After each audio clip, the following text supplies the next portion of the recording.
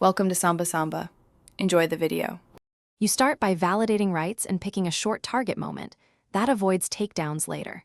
Next, import your movie files into a timeline set to 9, 16, and 1080x 1920 so framing is correct for shorts. Then skim for the most compelling 5-20-second beat, dialogue punch, visual gag, or reveal. Once you've marked in and out, trim tightly and add a second cut for backup. Make sure to save a project copy before heavy edits. You now shape the clip for attention. Apply quick cuts and subtle scale-ins to highlight motion and pace edits to beat or dialogue. Add captions that sync precisely with speech and use 1 to 2 second jump cuts for momentum. This preserves clarity on mute.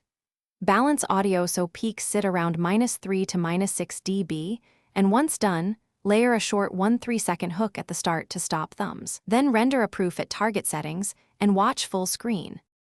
You export using H.264 and AAC with an 812 Mbps bitrate and name the file clearly for upload.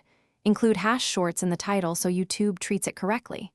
While uploading, write a concise keyword-rich title and add a pinned caption that describes context. Once live, monitor analytics for retention spikes.